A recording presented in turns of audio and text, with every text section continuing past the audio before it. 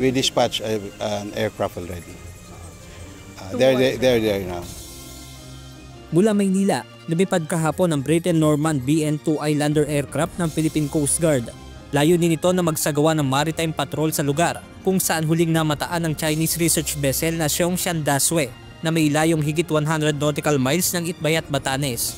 Ayon kay PCG spokesperson for the West Philippine Sea, Commodore J. Tariela, halos isang linggong nagpaikot-ikot ang naturang Chinese research vessel sa lugar. Pero walang nakitang barko ang PCG sa isinagawang aerial inspection kahapon. Base sa dark vessel monitoring ng Canadian government, bandang alas 3 ng hapon kahapon, nasa 124.26 nautical miles na ito ng northeast ng Itbayat, Batanes. Ibig sabihin, nakalabas na ito ng exclusive economic zone ng ating bansa. So it already went above our own exclusive economic zone. So we did not proceed anymore na tawirin yung exclusive economic zone natin. Because obviously that will already be the airspace of the People's Republic of China. Samantala, isa pang Chinese research vessel na may pangalang Jianke Wanhao ang namonitor din ng PCG. Ayon kay Commodore Tariela, pumasok ito sa EEZ ng bansa noong April 6. Kahapon, namataan ito sa layong 24.84 nautical miles ng northeast ng Santa Ana, Cagayan at bumabiyahe patungo sa direksyon ng Katimugan. Well, ang issue lang naman natin lagi sa Chinese research vessel, of course, we need to call that out as an illegal marine scientific research if they're ever conducting one.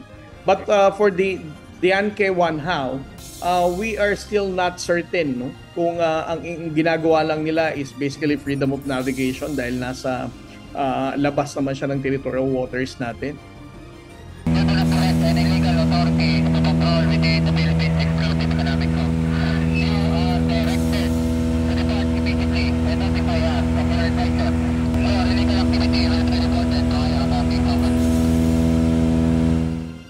Samantala, kasabay ng paghahanap sa sinasabing Chinese research vessel, may mga barko na namataan ng PCG aircraft sa loob ng teritoryo ng ating bansa, kung kaya makailang beses na nagsagawa ng radio challenge ang PCG sa kanila.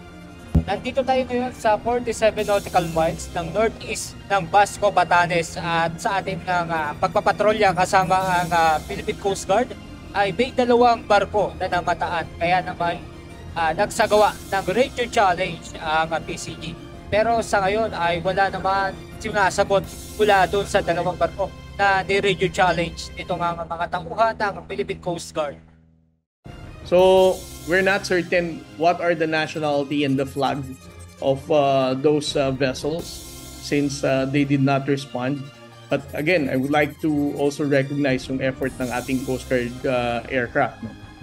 That they have challenged all those watercraft na tinitingin natin na vessel of interest.